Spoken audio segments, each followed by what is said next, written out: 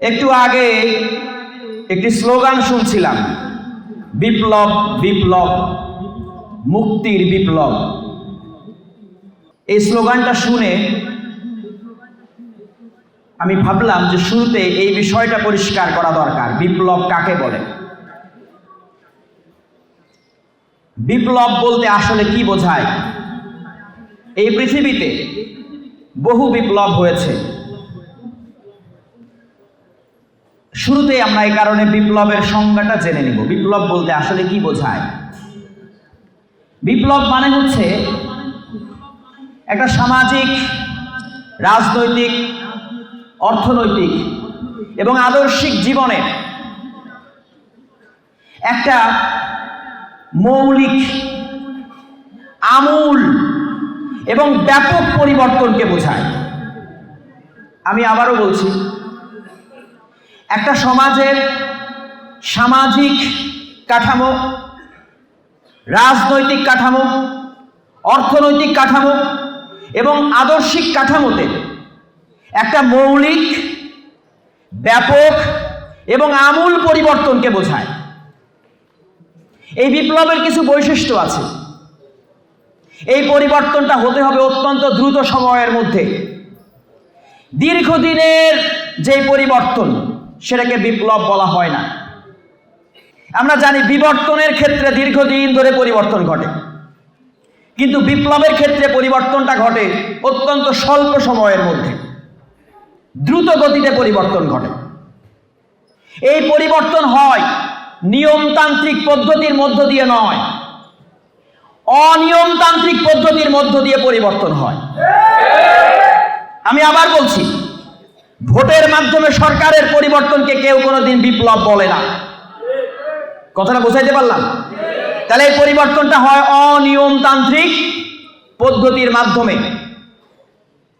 এমনভাবে পরিবর্তন হয়, পরিবর্তনের ঠিক আগ মুহূর্তেও মানুষ বুঝতে পারে না আসলে কি ঘটতে চলেছে। কথাটা কি পরিষ্কার হলো? এই বিপ্লবকে বুঝতে হবে। আমরা একটা বিপ্লবের ডাক দিয়েছি। হিজবুত তৌহিদ তথা হিজবুত তৌহিদের মাননীয় ইমাম এক বিপ্লবের আহ্বান করেছেন। তাহলে বিপ্লব কেন বলছি? তার মানে আমরা একটা পরিবর্তন চাই। সেই পরিবর্তনটা কেমন হবে আমি সেটা শুরুতে সুস্পষ্ট করি। খেয়াল করেন, সর্বপ্রথম যেই পরিবর্তনের কথা আমরা বলেছি, 1 নাম্বার, সেটা হচ্ছে বর্তমান প্রচলিত যে সিস্টেম দিয়ে আমাদের রাষ্ট্র চলছে, গণতন্ত্র, এবং পৃথিবীতে আরো অন্যান্য অপরাপর রাষ্ট্রগুলি আছে, যেমন চীন দেশে আছে সমাজতন্ত্র, সৌদি আরবে যান বা মধ্যপ্রাচ্যের আরো কিছু দেশে আছে রাজতন্ত্র। এছাড়াও আমরা জানি কোন কোন দেশে কখনো একনায়কতন্ত্র প্রতিষ্ঠিত হয়েছে, ফ্যাসিবাদ প্রতিষ্ঠিত হয়েছে। তো সেই যে পুরনো আমি অনেকগুলি পদ্ধতি বললাম, এই পদ্ধতিতে রাষ্ট্র চলছে এখন, কিন্তু আমরা এগুলির কথা বলছি না, কারণ তাহলে তো মৌলিক পরিবর্তন হলো না। আমি অন্যকে অনুকরণ করলে সেটাকে আসলে শক্তিশালী কোনো বিপ্লব বলা যাবে না। কথাটা কি বোঝাইতে পারলাম? তাহলে আমরা বলছি না, এই সিস্টেমগুলি আমরা মানি না।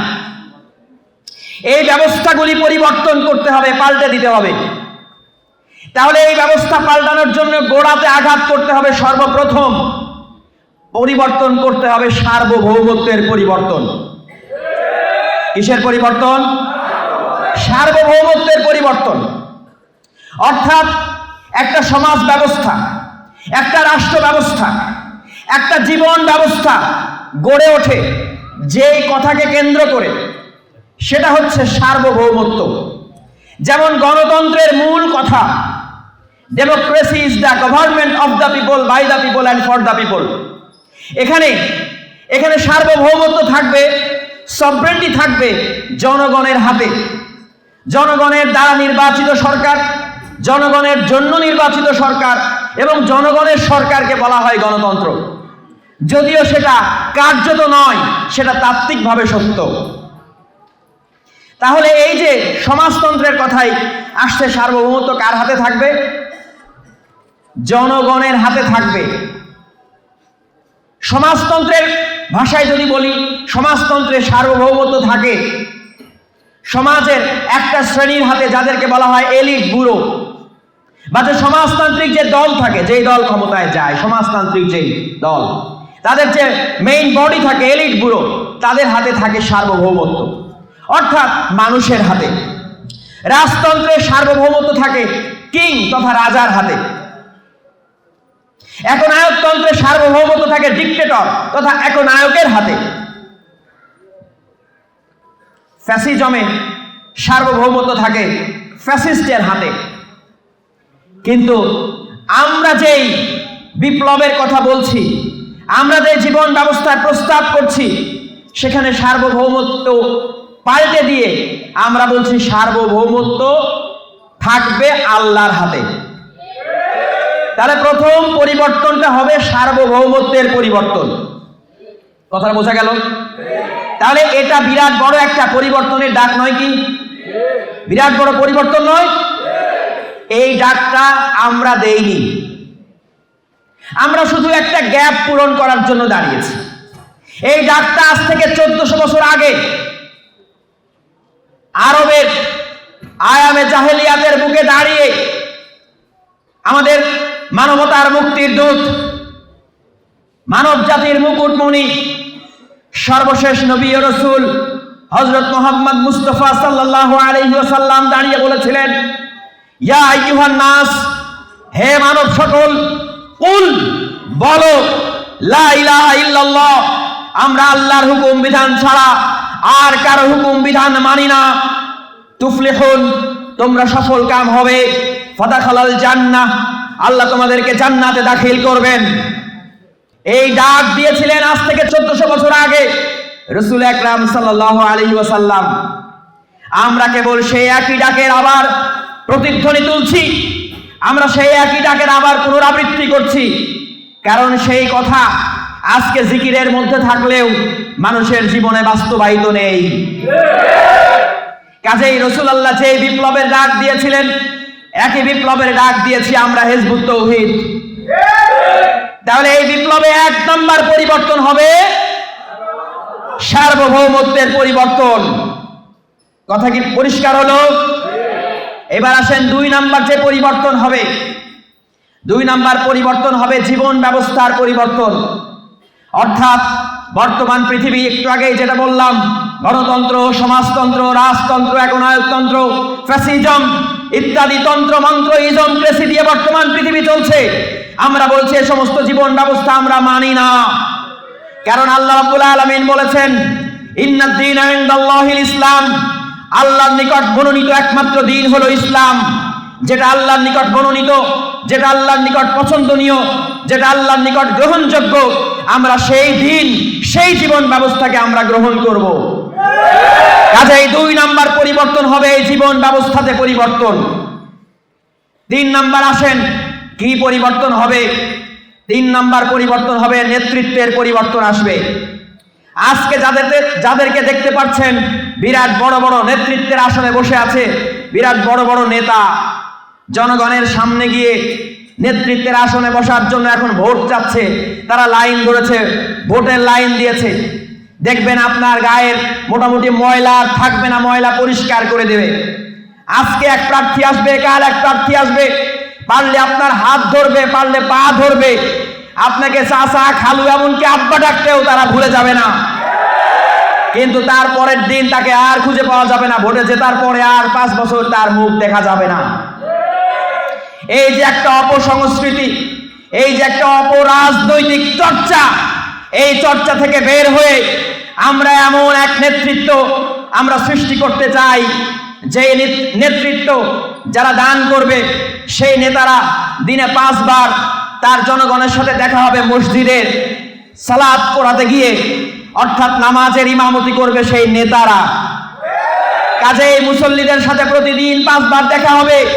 কোনো সমস্যা হলে সেই ইমাম সাহেবকে বলবে, আমির সাহেবকে বলবে যে আমার তো এই সমস্যা হয়েছে, সমাধান দেন। যদি তিনি সমাধান দিতে না পারেন, তাহলে তিনি নেতৃত্বের আসনে থাকতে পারবেন না। কথাটা কি বোঝাতে পারলাম? আজকে যাদেরকে দেখছেন অনেক বড় বড় নেতা, কালকে তারা থাকবে জনগণের আসনে, সাধারণ চেয়ারে বসে থাকবে। আর আজকে যাদেরকে দেখছেন গরিব, অপরিচিত, আজকে যাদেরকে দেখছেন দরিদ্র, আজকে যাদেরকে দেখছেন মানুষ আসলে পাত্তা দেয় না, কালকে তারা নেতৃত্বের আসন অলংকৃত করবেন। কি দিয়ে করবেন? করবেন তাকওয়া দিয়ে, করবেন আদর্শ দিয়ে, করবেন চরিত্র দিয়ে। কোন চোর, বাটপার, দুর্নীতিবাজ আর ওই নেতৃত্বের আসনে বসতে পারবে না। এমন একটা সিস্টেম আমরা ইনশাআল্লাহ কায়েম করতে দাঁড়িয়েছি। নেতৃত্বে পরিবর্তন আসবে। এবার আসেন, পরিবর্তন আসবে আদর্শে। আজকে যারা ধর্মের আদর্শ নিয়ে মানুষের বাড়ি বাড়ি ভিক্ষা করে খায়, ধর্মের আদর্শ নিয়ে যারা ব্যবসা করে, আজকে যাদেরকে মানুষ ভাবছে আলেম ওলামা, কালকে তারা হবে আবু জেহেল। তারা আর ওই আসনে বসতে পারবে না। রাসূল আকরাম সাল্লাল্লাহু আলাইহি ওয়াসাল্লাম যেই সমাজে এসেছিলেন, ওই সমাজে আমর ইবনে হিশাম, ওই সমাজের ধর্ম নেতা, যাকে ওই সমাজের মানুষ বলতো আবুল হাকাম। কিন্তু রাসূল আকরাম সাল্লাল্লাহু আলাইহি ওয়াসাল্লাম যখন বিপ্লব ঘটালেন, বিপ্লবের পরে দেখা গেল সেই আবুল হাকাম হয়ে গেছে আবু জেহেল, সেই আবু সুফিয়ান হয়ে গেছে সাধারণ মানুষ, সেই উমাইয়া, মুগীরা, তারা হয়ে গেছে নিন্দিত, ধিক্কৃত মানুষ। আর নেতৃত্বের আসনে এসেছে কারা? বেলাল, খাব্বাব, খুবাইব, আম্মার, ইয়াসির, তারা সম্মানের আসনে অধিষ্ঠিত হয়েছেন। কিন্তু কিছুদিন আগেও তারা ছিলেন ক্রীতদাস, তারা ছিলেন সমাজের নিন্দিত ব্যক্তি, তারা ছিলেন সমাজের সাধারণ মানুষ। তারা নেতৃত্বের আসন অলংকৃত করেছেন, তারা নন্দিত হয়েছেন, পুরস্কৃত হয়েছেন। কাজেই এই নেতৃত্বে পরিবর্তন আসবে। এবার আসেন, পরিবর্তন আসবে জীবন দর্শনে। আজকের জীবন দর্শন হলো যার কাছে যত টাকা আছে তার তত মূল্য। এই কারণে একটা সন্তান ভূমিষ্ঠ হলে বাবা মা তাকে নিয়ে স্বপ্ন দেখে, আমার ছেলে ডাক্তার হবে। কেন? জনসেবা করার জন্য না, টাকা কামাই করার জন্য ছেলে ডাক্তার হবে। টাকা কামাই করার জন্য ছেলে ইঞ্জিনিয়ার হবে। টাকা কামাই করার জন্য ছেলে জজ, ব্যারিস্টার হবে। টাকা কামাই করার জন্য নেতা হবে। নেতা হওয়ার জন্য সে ইনভেস্ট করে, কোটি কোটি টাকা খরচ করে ইলেকশন ইঞ্জিনিয়ারিং করে, কোটি কোটি টাকা খরচ করে সে নমিনেশন কেনে। কারণ জানে নেতা হতে পারলে, একবার নেতা হতে পারলে ব্যাস কোটি কোটি টাকা কামাই করা যাবে। কেন তারা করে? কারণ জানে এই সমাজে যার টাকা আছে তার মূল্য আছে। এই সমাজে দেখবেন একটা মেয়ের বাবা যদি মেয়ে বিয়ে দিতে চায় তাহলে খোঁজে টাকাওয়ালা ছেলে। কাজেই মেয়েরাও যখন তার হাজবেন্ড নির্বাচন করে তখন টাকাওয়ালা ছেলে খোঁজে। তার কারণ হচ্ছে এই সমাজ, এই সভ্যতা যেই জীবন দর্শনকে বেছে নিয়েছে সেটা হলো ভোগবাদী, পাশ্চাত্য জীবন দর্শন, বস্তুবাদী, ভোগবাদী, পাশ্চাত্য জীবন দর্শন। এই জীবন দর্শনে যার টাকা আছে তার মূল্য আছে, যার টাকা নাই তার মূল্য নাই। এখানে আদর্শের কোনো দাম নাই, সততার কোনো দাম নাই, ন্যায়পরায়ণতা, আমানতদারিতা, সত্যবাদিতা এটা টাকার বিনিময়ে বিক্রি হয়ে যায়। ধর্ম এদের কাছে বিক্রি হয়ে যায়। যেই মানুষটা আদর্শের ধ্বজা নিয়ে দাঁড়িয়েছে, যেই মানুষটা ধর্মের ধ্বজা নিয়ে দাঁড়িয়েছে, সেই মানুষটাও টাকার বিনিময়ে বিক্রি হয়ে যায়।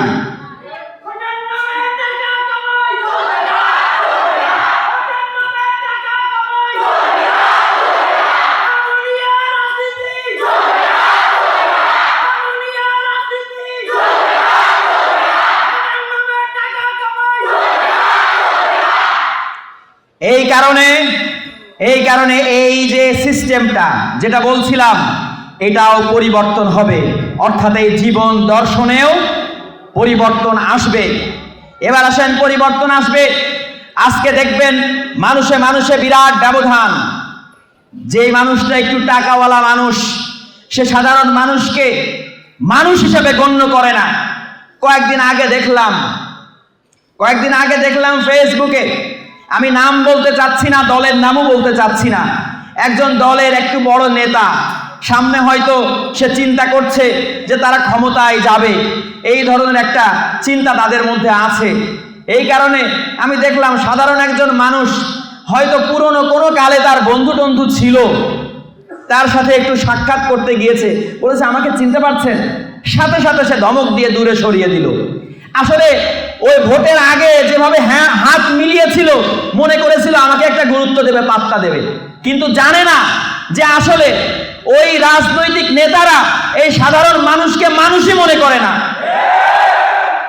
এই জিনিসটা দূর হয়ে যাবে, মানুষে মানুষে এই ব্যবধান থাকবে না, এই ভেদাভেদ থাকবে না। নেতা অর্থাৎ ফলোয়ার এবং লিডার, তাদের মাঝে এই ব্যবধান থাকবে না। আমরা যে আদর্শের কথা বলছি সেই আদর্শ প্রতিষ্ঠিত হলে নয়, সেই আদর্শ প্রতিষ্ঠিত হবে অতি অচিরে ইনশাআল্লাহ। সেই আদর্শ প্রতিষ্ঠিত হলে এমন মৌলিক আমূল এক বৈপ্লবিক পরিবর্তন আসবে এই সমাজে। এই বিপ্লব করার জন্য আমরা দাঁড়িয়েছি। কাজেই এবার আসেন আমরা জানবো যেটা এই পরিবর্তন করার জন্য শুরুতে আমাদেরকে যেটা জানতে হবে সেটা হচ্ছে আমরা নিজেরা আমাদেরকে নিয়ে স্বপ্ন দেখি। বিশেষত যারা স্টুডেন্ট, তারা খুবই ক্যারিয়ার ওরিয়েন্টেড, তারা ক্যারিয়ার গড়ার জন্য চিন্তা করছি আমি ডাক্তার, ইঞ্জিনিয়ার, জজ, ব্যারিস্টার ইত্যাদি হব। কেউ হয়তো রাজনৈতিক, ব্যবসায়ী, বহু কিছু হওয়ার জন্য মনে মনে স্বপ্ন এঁকেছেন। আমি স্বপ্ন দেখতে নিষেধ করি না, আমি নিজেও স্বপ্নবাজ মানুষ, আমি স্বপ্ন দেখতে বলি, আপনি স্বপ্ন দেখেন, আরো বড় বড় স্বপ্ন দেখেন, এমন স্বপ্ন দেখেন যেই স্বপ্ন আপনাকে ঘুমাতে দেবে না, যেই স্বপ্ন আপনাকে প্রতিনিয়ত তাড়া করে বেড়াবে, আপনার ভেতরে ফুয়েল দেবে, আপনার ভেতরে জ্বালানি দেবে, এমন স্বপ্ন দেখেন। কিন্তু স্বপ্ন দেখার আগে আমি একটু বলতে চাই, কি স্বপ্ন দেখছেন? চাকর হওয়ার স্বপ্ন, চাকরি করার স্বপ্ন? এই স্বপ্ন তো দাস জাতির স্বপ্ন। কোনো শাসক জাতি কোনোদিনই চাকর হওয়ার স্বপ্ন দেখে না। এই স্বপ্ন দেখা শিখিয়েছে ব্রিটিশ ঔপনিবেশিক শাসকরা। আমরা ছিলাম দাস, তারা ছিল প্রভু।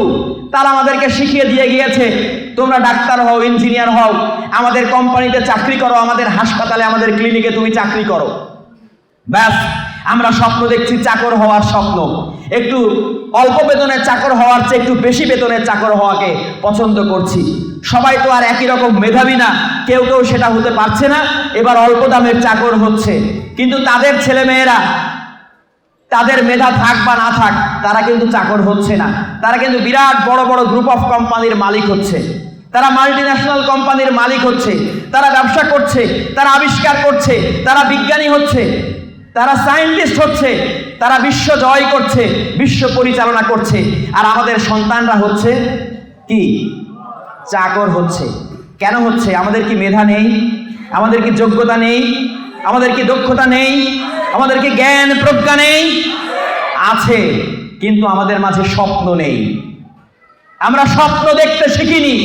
আমাদের স্বপ্নকে তারা চুরি করে নিয়ে গেছে। তারা 200 বছর যে আমাদেরকে গোলাম বানিয়েছিল, তারা আমাদের স্বপ্নগুলিকে চুরি করে নিয়ে গেছে। দেখেন আমাদের আলেম সাহেবরা, তারা এই স্বপ্ন দেখেন না যে আমরা বিশ্বকে নেতৃত্ব দিব। আমাদের রাজনৈতিক নেতারা, তারা এই স্বপ্ন দেখেন না আমরা বিশ্বকে নেতৃত্ব দিব। আমাদের যুব সমাজ, তারা এই স্বপ্ন দেখেন না যে আমরা বিশ্বকে নেতৃত্ব দিব।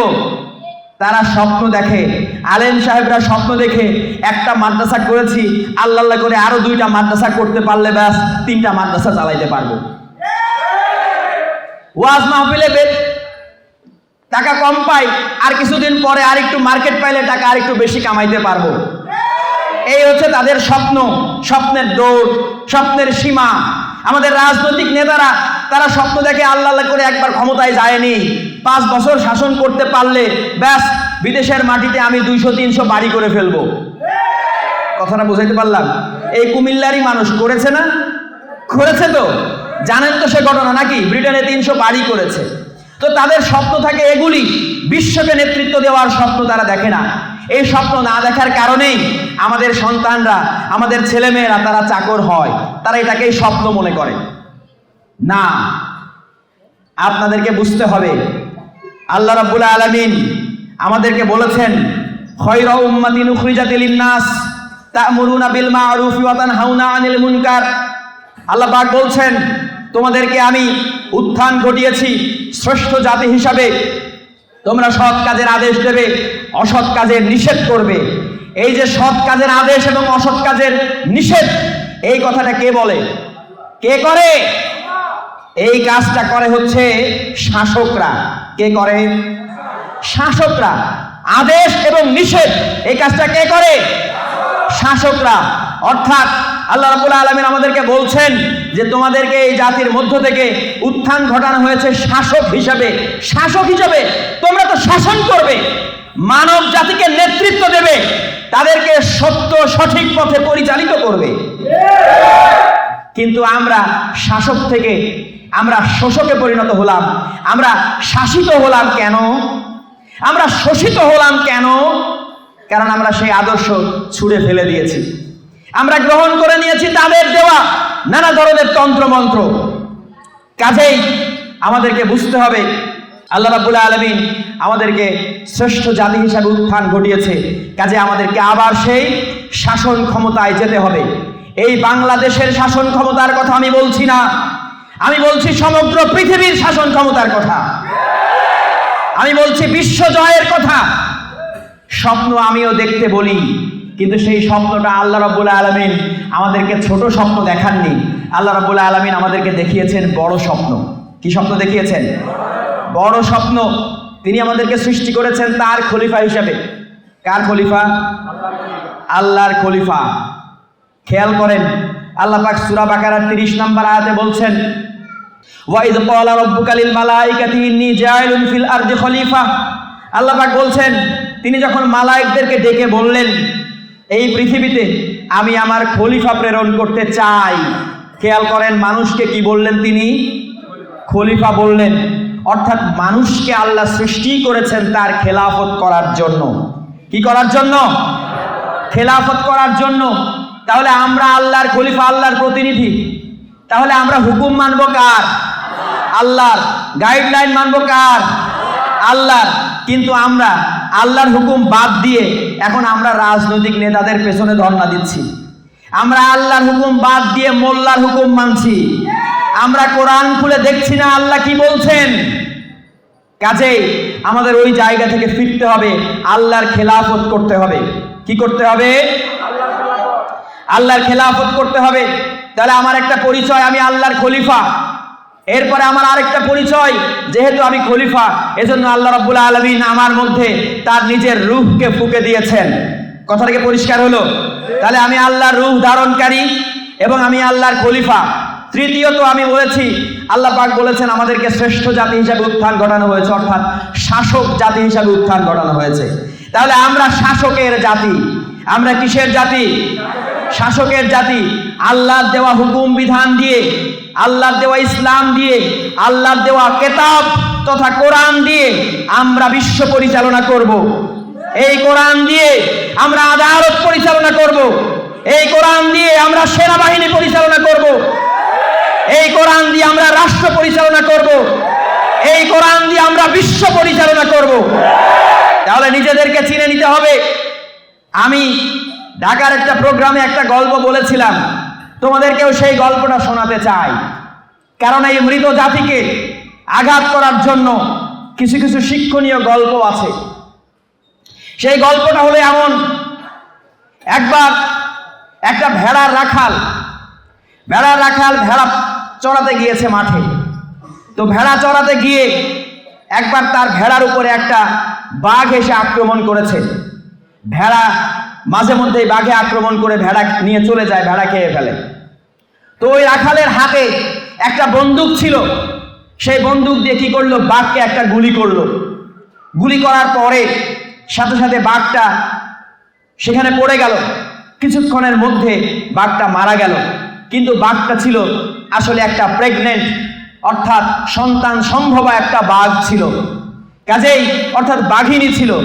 সেই বাঘিনী যখন মারা গেল তার আগে সে একটা সন্তান প্রসব করে রেখে গেল। যখন সেই সন্তান ওই রাখাল দেখলো, তার খুব মায়া হলো সন্তানটার প্রতি। মায়া হয়ে সেই বাচ্চা বাঘটাকে সে বাসায় নিয়ে আসলো। এখন বাঘকে বাঁচাবে কি করে? সে চিন্তা করলো বাঘকে তো খাওয়াতে হবে। বাচ্চা বাঘ, তাকে দুধ খাওয়ালো। ভেড়ার দুধ খাওয়াতে লাগলো, কারণ তার কাছে তো আর বাঘ নেই যে বাঘের দুধ খাওয়াবে। ভেড়ার দুধ খাইয়ে তাকে বড় করলো। যখন মাঠে যায়, ভেড়ার পালের মধ্যে বাঘটা বড় হচ্ছে। মাঠে যখন যায় তখন সেই বাঘও ভেড়ার সাথে যায়, আর বাঘও ভেড়ার মতন ভ্যা ভ্যা করে ডাকতে থাকে। তো এক সময় হঠাৎ একদিন আবার আরেকটা বাঘ সেই ভেড়ার পালের উপর আক্রমণ করেছে। তো আক্রমণ করার পরে দেখা গেল যে ভেড়াগুলি দিছে দৌড়। তো দৌড় দিলে ভেড়ার সাথে সাথে ওই যে পোষা বাঘ, সেই বাঘটাও দৌড়াচ্ছে। তখন ওই কিউরিসিটি হলো, যেই বাঘটা ধাওয়া করেছিল সেই বাঘের মনের মধ্যে একটা কৌতূহল জাগলো, কিরে আমি তো ধাওয়া করেছি ভেড়ার পালকে, এর মধ্যে বাঘ কেন দৌড়ায়, আমাকে দেখে বাঘ কেন ভয় পায়। তো একটু জোরে দৌড়ে গিয়ে সেই বাঘের সামনে গিয়ে দাঁড়ালো। দাঁড়িয়ে বলল, কি ব্যাপার, তুমি দৌড়াচ্ছ কেন? সে বলছে, তুমি যে আমাকে ধাওয়া করেছো, তুমি তো আমাকে ধরে খেয়ে ফেলবা, এই ভয়ে আমি দৌড়াচ্ছি। বলছো, তুমি কেন দৌড়াচ্ছ? তুমি তো বাঘ, আমিও বাঘ, তুমিও বাঘ, আমি তোমাকে কেন খাবো? সে বলছে, না আমি তো ভেড়া। আমি কি ভেড়া? বলছে, না না তুমি বাঘ। সে বলছে, না আমি তো ভেড়া, এই যে ভেড়ার মতন ডাকি, ভ্যা ভ্যা করে ডাকি, আমি ভেড়ার দুধ খেয়ে বড় হয়েছি, আমি তো আসলে ভেড়া। তখন বাঘ চিন্তা করলো, না এর আত্ম উপলব্ধি দরকার, নিজেকে চেনানো দরকার। এজন্য বললো, তুমি আসো আমার সাথে, চলো। এইবার নিয়ে গেল একটা কূপের কাছে নিয়ে গিয়ে বললো, তাকাও, পানির মধ্যে তাকাও, তোমার রিফ্লেকশন দেখতে পাবে, তোমার প্রতিচ্ছবি তুমি দেখতে পাবে, দেখো তো তোমাকে কার মতন দেখায়, ভেড়ার মতো নাকি আমার মতো দেখায়। তখন সে পানির মধ্যে নিজের প্রতিচ্ছবি দেখলো, প্রতিবিম্ব দেখলো যে আরে তাই তো, আমি তো বাঘ, আমি তো ভেড়া নই। তখন সে বললো, এখন বলো তুমি কি? সে বললো, আমি বাঘ। সে বলছে, এখন কি আমার এই দাবড়ানি খেয়ে তুমি কি দৌড়ে পালাবে? আর বলছে, না পালাবো না। বলছে, কি করবে তাহলে? বলছে, আমিও আজ থেকে এই বনে রাজত্ব করব। তো আমি বলতে চাই, আজকে সমগ্র পৃথিবীতে 200 কোটি মুসলমান এই জাতি, তারা তাদের অতীত গৌরব ইতিহাস জানে না, তারা উম্মতে মুহাম্মাদীর গৌরব গাথা জানে না, তারা জানে না তাদেরকে কেন সৃষ্টি করা হয়েছে। আজকে মরা লাশের মতন পড়ে আছে তারা, প্রায় 10 কোটি উদ্বাস্তু, তারা আজকে দুর্ভিক্ষে নিপতিত, তারা আজকে অন্যান্য সমস্ত জাতির হাতে মার খাচ্ছে। তারা জানে না তারা আসলে বাঘের জাতি, তারা সেই হুঙ্কার ভুলে গিয়েছে, তারা ভেড়ার মতন আজকে ভ্যা ভ্যা করছে শুধু। কিন্তু আমরা দাঁড়িয়েছি তাদের এই আত্মপরিচয়কে সামনে আনার জন্য, আমরা দাঁড়িয়েছি তাদেরকে এটা বুঝিয়ে দেওয়ার জন্য, তোমরা ভেড়ার জাতি নন, তোমরা আসলে বাঘের জাতি, তোমরা আসলে শাসকের জাতি, তোমরা দাস জাতি নও। আর এই দায়িত্ব সবচেয়ে বেশি করে পড়েছে তোমরা যারা তরুণ সমাজ, এই তারুণ্য শক্তির কাঁধে পড়েছে। এই মরা লাশ, এই 180 কোটি এই জাতিকে একটা কঠিন আঘাত করে তাদেরকে জাগিয়ে তোলার দায়িত্ব পড়েছে তোমাদের উপরে। আজকে তাদেরকে এক কঠিন আঘাত করে জাগিয়ে তুলতে হবে, তাদেরকে স্মরণ করিয়ে দিতে হবে যে এই সমস্ত পৃথিবীকে নিয়ন্ত্রণ করার জন্য, এই সমস্ত পৃথিবীকে পরিচালনা করার জন্য আল্লাহ রাব্বুল আলামিনের পক্ষ থেকে যে আদর্শ লাগবে, আলহামদুলিল্লাহ সেই আদর্শ আল্লাহ রাব্বুল আলামিন আমাদেরকে দিয়েছেন। যেই নেতৃত্ব লাগবে, যেই নেতা লাগবে, সেই নেতা আল্লাহর পক্ষ থেকে, আল্লাহর মনোনীত নেতা, আল্লাহর মনোনীত ইমাম আমাদের মাঝে চলে এসেছেন, আলহামদুলিল্লাহ।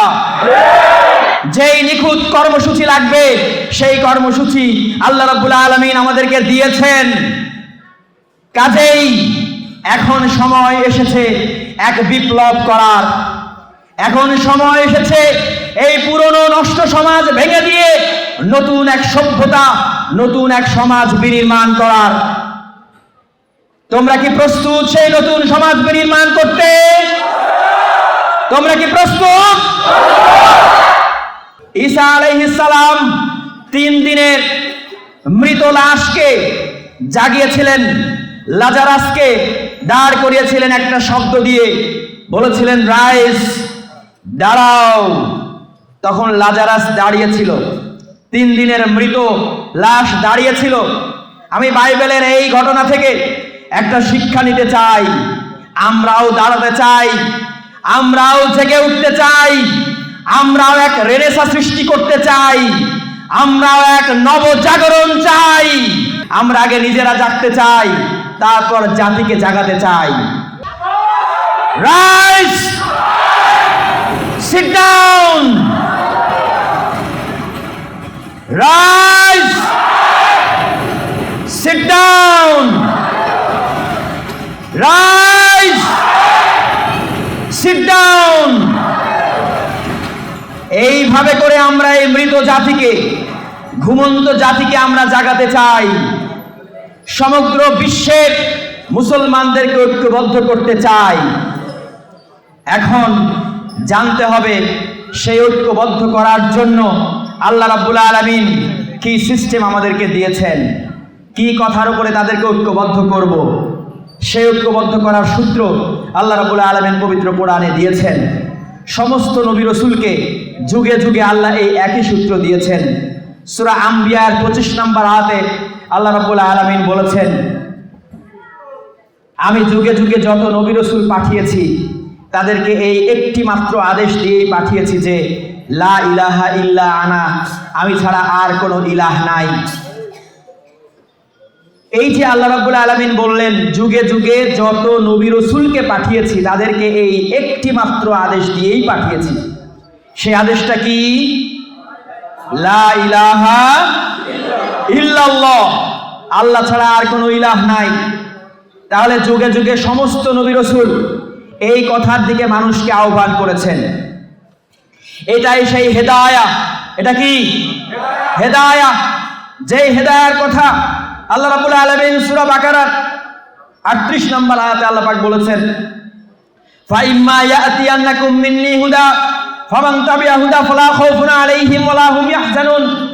আমি যুগে যুগে হেদায়া পাঠাবো, যারা এই হেদায়ার অনুসরণ করবে তাদের আর কোনো ভয় নাই, তাদের আর কোনো চিন্তা নাই। আল্লাহ রাব্বুল আলামিন এই হেদায়ার কথা বললেন। আমাদেরকে এখন এই হেদায়ার উপরে মানব জাতিকে ঐক্যবদ্ধ করতে হবে। তাহলে আমাদের ডাক, আমাদের আহ্বান, যে ঐক্যের আহ্বান, কি কথার উপর আমরা ঐক্যবদ্ধ হব? লা ইলাহা ইল্লাল্লাহ। এটাই হচ্ছে সেই ঐক্য সূত্র, এটাই হচ্ছে সেই হেদায়া যার উপরে যুগে যুগে নবী রাসূলগণ সমগ্র মানব জাতিকে, মানুষদেরকে তারা ঐক্যবদ্ধ করেছেন, ঐক্যবদ্ধ করার জন্য আহ্বান করেছেন, ডাক দিয়েছেন। আমরাও সেই কথার দিকে মানুষদেরকে ডাক দিচ্ছি। আজকে আমাদের সমাজে হেদায়া সম্পর্কে একটা ভুল ধারণা প্রচলিত আছে। কেউ যদি একটু নামাজ কালামি হয়, আগে নামাজ পড়তো না, এখন নামাজ ধরেছে, বলে লোকটার হেদায়াত হয়েছে। কি হয়েছে? হেদায়াত হয়েছে। আসলে কথাটা ভুল। এই যে ধর্মের বিধান বা আল্লাহর হুকুম মেনে চলার যে সচেতনতা, এটার নাম হলো তাকওয়া। এটার নাম কি? তাকওয়া। আর হেদায়া হচ্ছে ওই সঠিক পথটা চিনে নেওয়া। তাহলে হেদায়াটা হচ্ছে সঠিক পথের ডাইরেকশন, সঠিক পথের দিশা, সঠিক পথের নির্দেশনা, সঠিক পথটা চিনে নেওয়ার নাম হচ্ছে হেদায়া। ধরেন আপনি এখান থেকে ঢাকা যাবেন, এখন এই ঢাকা যাওয়ার সঠিক পথটা চিনে নিয়েছেন, তাহলে আপনি হেদায়াত প্রাপ্ত হয়েছেন। কি হয়েছেন? হেদায়াত প্রাপ্ত হয়েছেন। আর তাকওয়া হচ্ছে এই জায়গা যাওয়ার জন্য আপনি সবচেয়ে উত্তম যানবাহনটা বাছাই করেছেন। আপনি যাওয়ার জন্য সঠিক সময়ে আপনি ওই রাস্তার মোড়ে গিয়ে উপস্থিত হয়েছেন, সঠিক যানবাহনে উঠেছেন, ভালোভাবে গাড়ি চালিয়েছেন, এই সব নিয়ম মেনটেন করেছেন। এই কারণে আপনি খুব ভালোভাবে সময় মতো পৌঁছে গিয়েছেন। আর আমি আপনার মতন নিয়ম মেনটেন করতে পারি নাই, আমার তাকওয়ার অভাব ছিল। আমিও পৌঁছাবো, কিন্তু আপনার চেয়ে একটু দেরিতে পৌঁছাবো। পৌঁছাইতে গিয়ে আমাকে হয়তো আর একটু বেশি কষ্ট করতে হবে, হয়তো গায়ে কাদা হবে, হয়তো ঘামা লাগবে, হয়তো অনেক বেশি হাঁটা লাগবে। তারপরেও আমি গিয়ে পৌঁছাবো যদি সঠিক রাস্তাতে আমি থাকতে পারি। তাহলে হেদায়া এবং তাকওয়া এই পার্থক্যটা কি বোঝা গেল? পরিষ্কার হলো? তাহলে তাকওয়া হচ্ছে সাবধানে পথ চলা, আর হেদায়াটা হচ্ছে সঠিক পথ বেছে নেওয়া। পরিষ্কার হলো কথাটা? তো হিজবুত তাওহীদ মানুষদের সামনে ওই সঠিক পথের দিশাটা দেখিয়েছে। সঠিক পথে আপনারা এসেছেন। এই সঠিক পথে আসার পরে যত বেশি আপনি আল্লাহর হুকুম বিধান মেনে চলতে পারবেন, যত বেশি তাকওয়া অবলম্বন করতে পারবেন, আখিরাতে জান্নাতে আপনার তত বেশি সুফল পাবেন আপনি। কথাটা পরিষ্কার হলো? হেদায়া এবং তাকওয়া পরিষ্কার হলো? তাহলে আমরা এখন হেদায়ার উপরে মানুষদেরকে কি করব? আহ্বান করব, ঐক্যবদ্ধ করব। খেয়াল করেন, এই হেদায়ার উপরে প্রতিষ্ঠিত যেই দিন, সেই দিনের নামই হচ্ছে দিনুল হক, দিনুল ইসলাম, অর্থাৎ সত্য জীবন ব্যবস্থা, শান্তির জীবন ব্যবস্থা। আল্লাহ রাব্বুল আলামিন যে জীবন ব্যবস্থা দিয়েছেন, দেওয়ার পরে রসুলকে বললেন, হুয়াল্লাযী আরসালা রাসূলাহু বিল হুদা ওয়া দীনিল হক লিইয়ুযহিরাহু আলা দ্বীনি কুল্লিহি। আল্লাহ রাব্বুল আলামিন বলে দিলেন যে তিনি তার আপন রসুলকে প্রেরণ করেছেন দুইটা জিনিস দিয়ে। কি কি দিয়ে? হেদায়া এবং সত্য দিন দিয়ে। এই হেদায়া এবং সত্য দিন দিয়ে তিনি রসুলকে পাঠালেন। কেন পাঠালেন? লিইয়ুযহিরাহু আলা দ্বীনি কুল্লিহি, অর্থাৎ এটাকে অন্যান্য সমস্ত দিনের উপরে বিজয়ী করার জন্য, প্রতিষ্ঠা করার জন্য।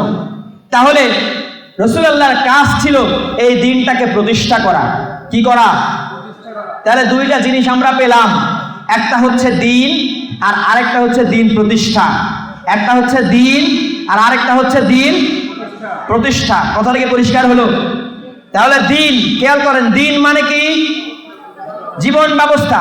এই কয়েকটা জিনিস আজকে মুখস্থ করে ফেলতে হবে। দিন মানে কি? জীবন ব্যবস্থা। এই জীবন ব্যবস্থা হতে পারে দুই রকম। কয় রকম? দুই রকম। একটা হচ্ছে আল্লাহর দেওয়া দিন, একটা মানুষের তৈরি করা দিন। আল্লাহর দেওয়া দিনের নাম হচ্ছে ইসলাম। আল্লাহর দেওয়া দিনের নাম কি? ইসলাম।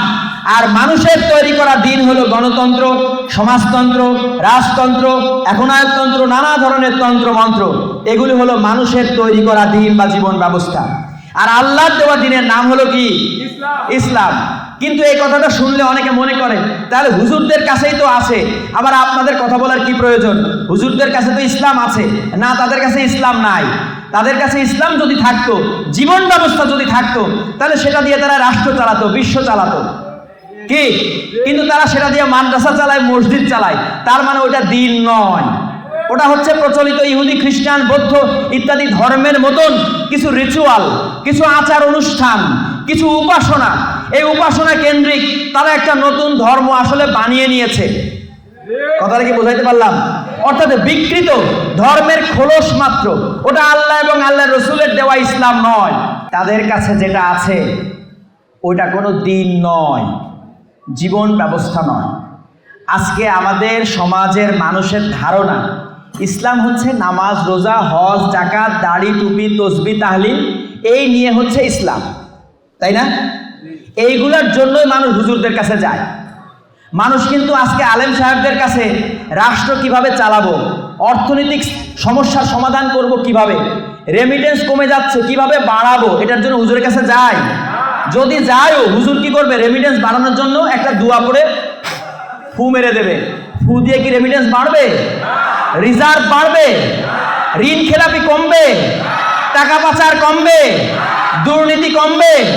কমবে না। এই কারণে হুজুরদের কাছে কেউ যায়ও না। কি কেন যায়? একটা দোয়া পড়ে নিতে যায়। পেটে ব্যথা করতেছে, হুজুর পানি পড়ে দেন, এই জন্য হুজুরদের কাছে যায়।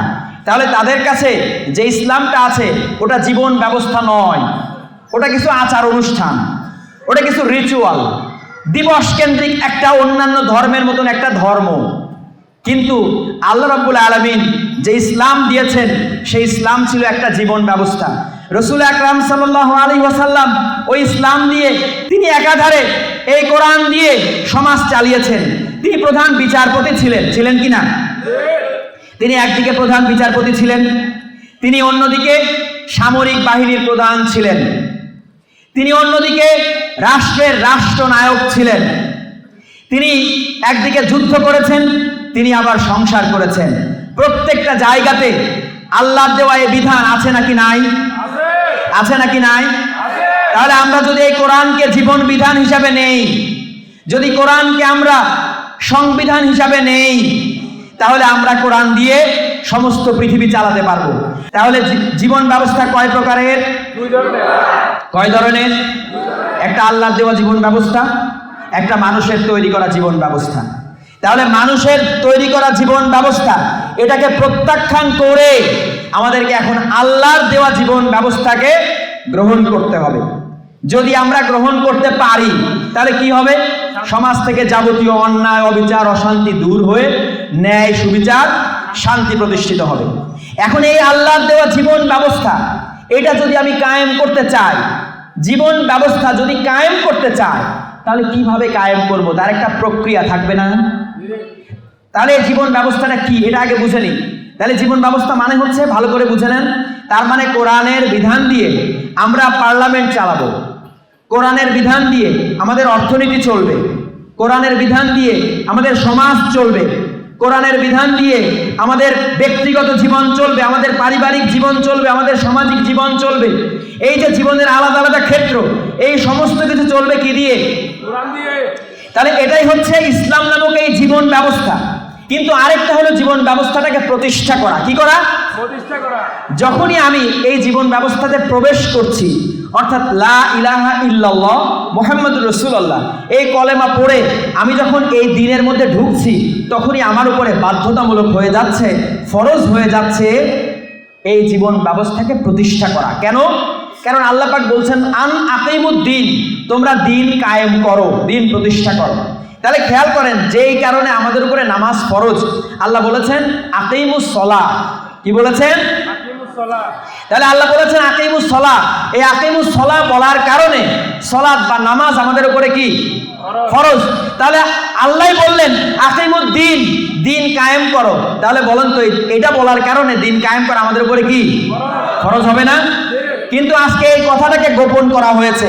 নামাজ পড়ো, নামাজ পড়ো প্রত্যেক ওয়াজেই হয়, কিন্তু দিন কায়েম করো এটার ওয়াজ হয়? হয় কি না? না, এই অংশটাকে গোপন করা হয়েছে। এবার আসেন, দিন কায়েম করব, কিভাবে করব? কিভাবে?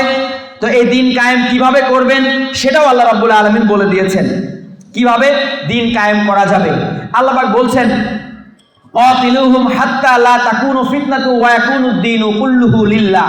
অর্থাৎ আল্লাহ পাক বলছেন যে কিতাল চালিয়ে যাও সে পর্যন্ত, যে পর্যন্ত না সমাজ থেকে ফিতনা দূর হয়ে আল্লাহর দিন কায়েম হয়।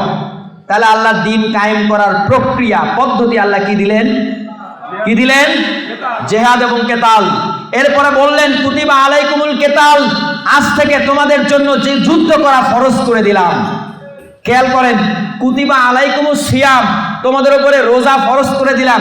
এই ওয়াজ জীবনে বহু শুনেছেন, হুজুররা ওয়াজ করে কুতিবা আলাইকুমুস সিয়াম, তোমাদের উপরে রোজা ফরজ। তাহলে রোজা ফরজ সূরা বাকারার 183 নম্বর আয়াত, অথচ ওই একই সূরা 216 নম্বর আয়াতে আল্লাহ পাক বললেন কুতিবা আলাইকুমুল কেতাল, তোমাদের উপরে কেতাল করা ফরজ করে দিলাম। এই কথাটা হুজুররা বলে না কেন? কেন বলে না? তারা এটাকে গোপন করেছে।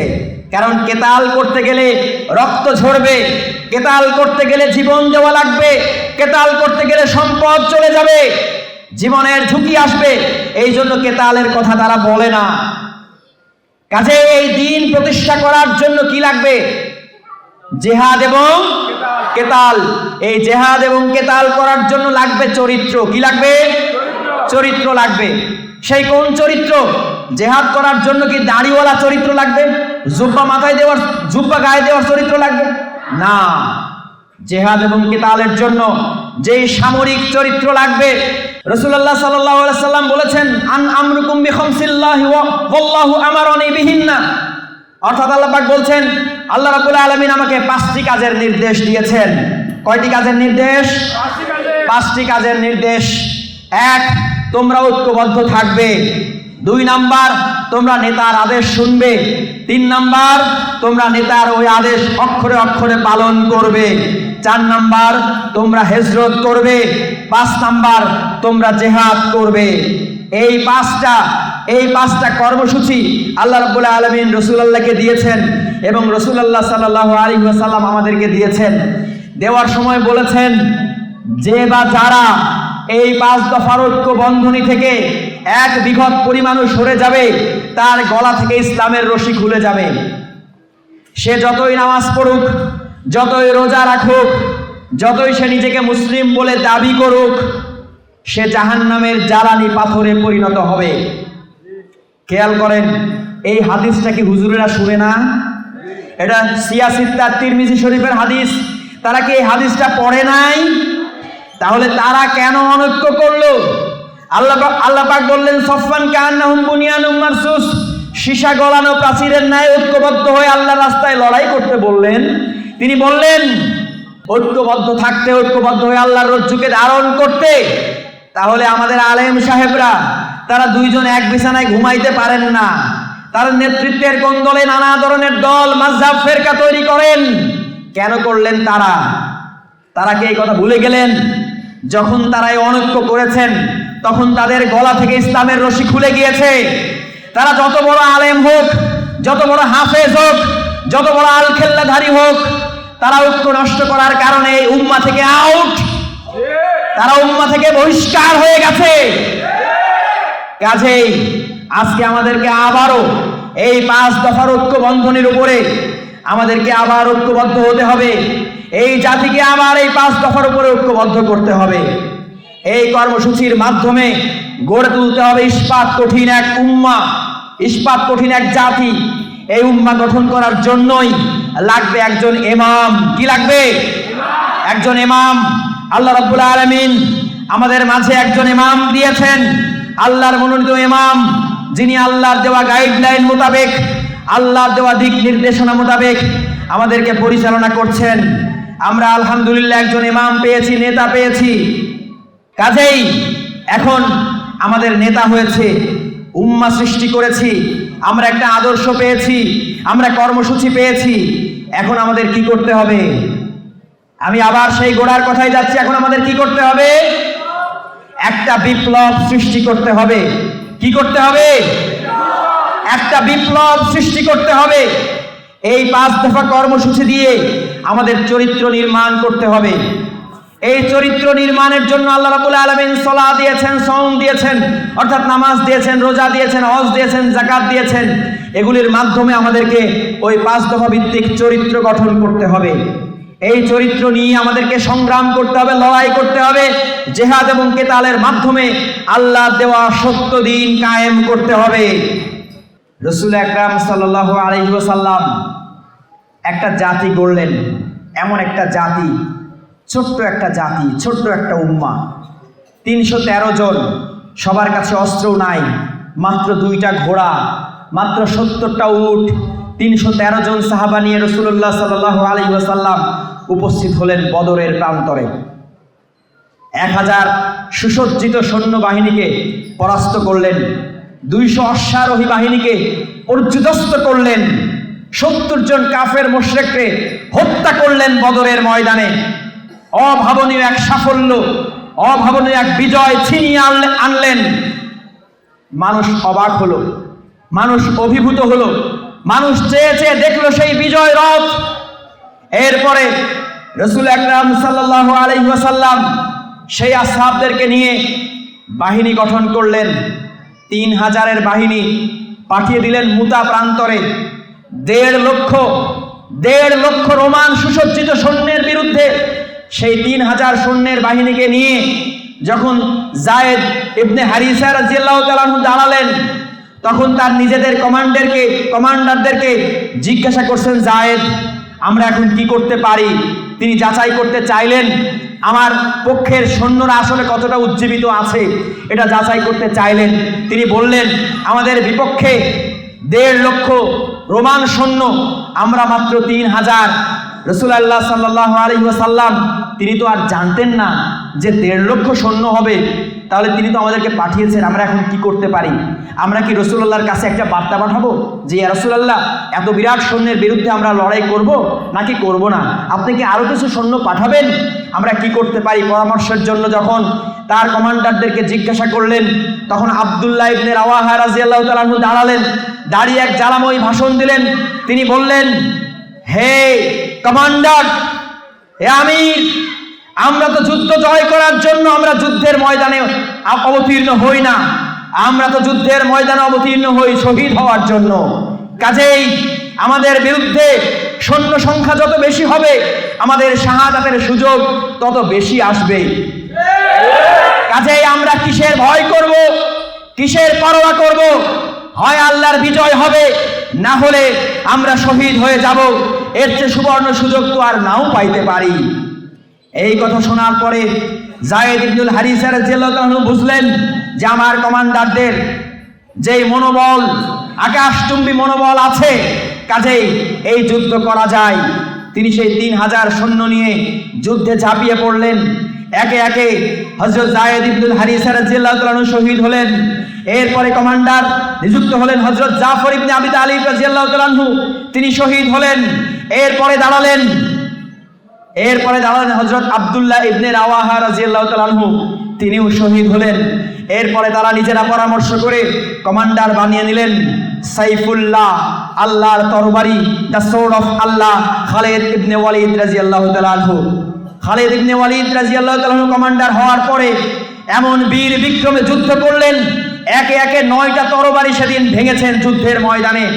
এমনভাবে শত্রুদেরকে পরাস্ত করেছেন, এমনভাবে তাদেরকে একেবারে দুমড়ে মুচড়ে দিয়েছেন। সেই 1.5 লক্ষ সৈন্য মনে করেছে কাদের সাথে আমরা যুদ্ধ করছি। সেদিন তারা বুঝে গিয়েছিল উম্মতে মুহাম্মাদি কারা। সেদিন তারা বুঝে গিয়েছিল এই ছোট্ট একটা জাতি উম্মতে মুহাম্মাদি একদিন এই বিশ্বকে নেতৃত্ব দিবে, বিশ্বকে লিড দেবে নিশ্চয়ই। সেদিন বিশ্ববাসী অবাক হয়ে দেখেছে, উম্মতে মুহাম্মাদির সেই পরিচয় জেনেছে যে এটা বিজয়ী জাতি। সেই খালিদ ইবনে ওয়ালিদ রাদিয়াল্লাহু আনহু তিনি আর কোনোদিন কোনো যুদ্ধে পরাজিত হন নাই। এই যুদ্ধ থেকে যখন ফিরেছেন তখন রাসূল আকরাম সাল্লাল্লাহু আলাইহি ওয়াসাল্লাম তার উপাধি দিয়েছেন সাইফুল্লাহ, আল্লাহর তরবারি। আমাদেরকে বুঝতে হবে আমরা সেই জাতি, সেই উম্মতে মুহাম্মাদি যারা যুদ্ধের ময়দানে হাসতে হাসতে জীবন দিতে পারে। রোমান সৈন্যদের বিরুদ্ধে হযরত দেরার রাদিয়াল্লাহু আনহু যখন যুদ্ধ করছেন, অসংখ্য সৈন্যকে তিনি একা পর্যুদস্ত করছেন। তার বুকে কোনো বর্ম নেই, তার মাথায় কোনো শিরস্ত্রাণ নেই। তাকে বলা হচ্ছে নেকেড ওয়ারিয়র, মানে নগ্ন যোদ্ধা, যে কিনা কোনো ধরনের কোনো প্রতিরক্ষা বাদেই একা তরবারি নিয়ে যুদ্ধ করে চলেছেন। এরপরে রোমান কমান্ডার বলল, তাকে আমি জীবিত বন্দী করতে চাই, কারণ আমি দেখতে চাই সে এই সাহসিকতা কোথায় পায়, কিভাবে সে এইভাবে যুদ্ধ করে চলেছে এত সৈন্যের বিরুদ্ধে। তার কি মৃত্যু ভয় নেই? তার কি মৃত্যুর প্রতি কোনো ধরনের কোনো পরোয়া নেই? একদিন হযরত খালিদ ইবনে ওয়ালিদ রাদিয়াল্লাহু আনহুকে একজন রোমান কমান্ডার সে প্রশ্ন করলো, হে খালিদ, তোমরা সৈন্য সংখ্যা কম, তোমাদের অস্ত্র শস্ত্র কম, তোমরা আরব বেদুইন, তোমরা অভাবী জাতি, কিন্তু আমাদের এই সুশিক্ষিত প্রশিক্ষিত অস্ত্রধারী এত বিরাট সৈন্যবাহিনীর বিরুদ্ধে বারবার তোমরা বিজয় ছিনিয়ে নিয়ে যাও, কিসের বলে? তোমাদের এই বিজয়ের রহস্য কি? তখন খালিদ ইবনে ওয়ালিদ রাদিয়াল্লাহু আনহু বললেন, তোমার সৈন্যরা যেইভাবে মদ এবং নারীর প্রতি লালায়িত, আমার সৈন্যরা তার চেয়ে অনেক বেশি উদ্গ্রীব হয়ে থাকে মৃত্যুর জন্য, শাহাদাতের জন্য। আমি তোমাদেরকে সেই বিজয়ের সেই মন্ত্রটা দীক্ষা দিতে চাই, বিজয়ের সেই মন্ত্রটা শিক্ষা দিতে চাই, যে বিজয়ের মন্ত্রে রাসূল আকরাম সাল্লাল্লাহু আলাইহি ওয়াসাল্লামের সাহাবারা একটার পর একটা যুদ্ধ বিজয় করেছেন, অর্ধ পৃথিবীতে আল্লাহর দ্বীনের পতাকা উড্ডীন করেছেন। সেই সূত্রটা আর কিছু নয়, সেটা হলো শাহাদাতের তামান্না। সেটা কি? শাহাদাতের তামান্না। তারা ময়দানে ময়দানে খুঁজে বেরিয়েছে মৃত্যুকে। একবার একজন রোমান কমান্ডার একটা আরব বেদুইনকে গুপ্তচর হিসেবে পাঠিয়েছে মুসলমানদের তাঁবুতে। সে সারা রাত ধরে তাঁবু ঘুরেছে, ঘুরে ঘুরে, যেহেতু আরব এজন্য মুসলমানরা বুঝতে পারে না এটা গুপ্তচর। তো সেই মুসলমানদের ভেতরে ঘুরে ঘুরে খোঁজ দিয়ে গিয়ে রোমান কমান্ডারকে বলছে, এই যে বাহিনী সারাদিন যারা যুদ্ধ করে, আমি দেখলাম এরা সারা রাত ধরে আল্লাহর বন্দেগী করে, ইবাদত করে, তাঁবুতে তাঁবুতে তারা নামাজ পড়ে, সালাত কায়েম করে। সারা রাত ধরে এরা একদল আসে নামাজ পড়ে, আবার একদল চলে যায়, আবার আসে। সারা রাত ধরে এদের তাঁবুতে নামাজ পড়া চলতেছে, আল্লাহর বন্দেগী চলতেছে। সারাদিন যুদ্ধ করে, সারা রাত আল্লাহর বন্দেগী করে। তখন রোমান কমান্ডার বলল, যাদের এই ধরনের আধ্যাত্মিক শক্তি আছে তাদেরকে যুদ্ধের ময়দানে পরাজিত করা যাবে না। তারা আসলে নামাজ পড়তো কেন, কি করতো রাত জেগে নামাজ পড়ে? আল্লাহর কাছে কি চাইতো তারা চাইতো, হে আল্লাহ, আগামীকালকে যুদ্ধের ময়দানে আমি যেন শহীদ হতে পারি। তাদের নারীরা চাইতো, হে আল্লাহ, আমার স্বামীকে আমি যুদ্ধের সরঞ্জাম দিয়ে পাঠিয়েছি যুদ্ধের ময়দানে, আল্লাহ, আমি শহীদের স্ত্রী হতে চাই, আমার স্বামী যেন যুদ্ধের ময়দান থেকে আর ফিরে না আসে। তাদের মায়েরা দোয়া করত যে আল্লাহ, আমার সন্তানকে তোমার দ্বীনের বিজয়ের জন্য, তোমার দ্বীন প্রতিষ্ঠার জন্য আমি পাঠিয়ে দিয়েছি যুদ্ধের ময়দানে, আল্লাহ, আমার সন্তানকে তুমি শহীদ করো। তাদের বোনেরা তাদের ভাইদের মাথায় লাল কাপড় বেঁধে দিয়ে বলতো, হে ভাই, তুমি যুদ্ধের ময়দানে যাও, আমি শহীদের বোন হতে চাই, তুমি শহীদ হবে, আমি তোমার শাহাদাতের লাশ দেখতে চাই। এই ছিল উম্মতে মুহাম্মাদী। শুধু এতটুকুই নয়, সেই উম্মতে মুহাম্মাদীর নারীরা ছুটে গিয়েছে যুদ্ধের ময়দানে। একটু আগে যে বললাম সেই দেরারের কথা, সেই দেরারকে রোমান বাহিনী ধরে নিয়ে বন্দি করেছে। বন্দি করে যখন সে রেখে দিয়েছে, তখন দেরারের বোন হযরত খাওলা রাদিয়াল্লাহু তাআলা আনহা, সেই খাওলা রাদিয়াল্লাহু তাআলা আনহা নিজের মুখ বেঁধেছে। মুখ বেঁধে একা তিনি সেই রোমান সৈন্যদের বিরুদ্ধে যুদ্ধ করতে করতে সেই বন্দিশালা থেকে নিজের ভাইকে মুক্ত করে নিয়ে এসেছে। একা একজন নারী যোদ্ধা সেই রোমান সৈন্যদেরকে পরাজিত করে সেখান থেকে তার ভাইকে মুক্ত করে নিয়ে এসেছে। কাজেই এই হচ্ছে উম্মতে মুহাম্মাদী। আমাদেরকে বুঝতে হবে, এই উম্মতে মুহাম্মাদীর কাছ থেকে আমাদেরকে এই প্রেরণা নিতে হবে, শাহাদাতের তামান্না শিখতে হবে। যদি আমরা এটা করতে পারি, যে মৃত্যুকে ডরায় না, যে মৃত্যুকে ভয় পায় না, তাকে আর ভয় পাবে কিসে? আমরা যখন একবার মরতে শিখে যাব, তখন পৃথিবীর কেউ আর এই জাতিকে আর রুখতে পারবে না ইনশাআল্লাহ। এজন্য মহামান্য ইমামুজ্জামান আমাদেরকে শিখিয়েছেন, জিনা হাই তো মান্না শিখো, যদি বাঁচতে চাও তাহলে মরতে শেখো। এই মৃত্যু সেই মৃত্যু নয়, এই মৃত্যু তো অমরত্ব, এই মৃত্যু তো অমীয় সুধা পান করা, অর্থাৎ শাহাদাতের দরজা দিয়ে যখন এই পৃথিবীর এই প্রকোষ্ঠ থেকে আমি শাহাদাতের দরজা দিয়ে বের হয়ে যাব, তখন আমাকে আর কোনোদিন মৃত্যু আর স্পর্শ করতে পারবে না। আল্লাহ রাব্বুল আলামিন বলছেন, যারা আল্লাহর রাস্তায় জীবন দেয় তাদেরকে তোমরা মৃত বলো না, তাদেরকে তোমরা মৃত মনেও করো না, তারা তো জীবিত, বরং তোমরা বুঝতে পারো না, তারা তো আমার কাছ থেকে রেজেক প্রাপ্ত। কাজেই আমরা আসলে মরতে চাই না, আমরা চিরজীবন বেঁচে থাকতে চাই, অনাদিকাল বেঁচে থাকতে চাই। এজন্যই আমাদের শাহাদাত লাগবে। মনে রাখতে হবে, আমরা ইতিহাস পাঠ করার জন্য দাঁড়াইনি, আমরা ইতিহাস লেখার জন্য দাঁড়াইনি, আমরা ইতিহাস সৃষ্টি করার জন্য দাঁড়িয়েছি। আমরা একটা ইতিহাস সৃষ্টি করব, আমরা এমন এক বিপ্লব ঘটাবো সমস্ত পৃথিবীতে আল্লাহর সত্য দিন কায়েম করে আবার মানবতার মুক্তি আসবে ইনশাআল্লাহ। সেই দিন বেশি দূরে নয়, দিকে দিকে লক্ষ লক্ষ মানুষ জেগে উঠছে এই মানবতন্ত্রের কবর দেওয়ার জন্য। দিকে দিকে খবর দে, মানবতন্ত্রের কবর দে। আমি কে, তুমি কে? মুমিন মুসলিম। ভাত কাপড়ের সমাধান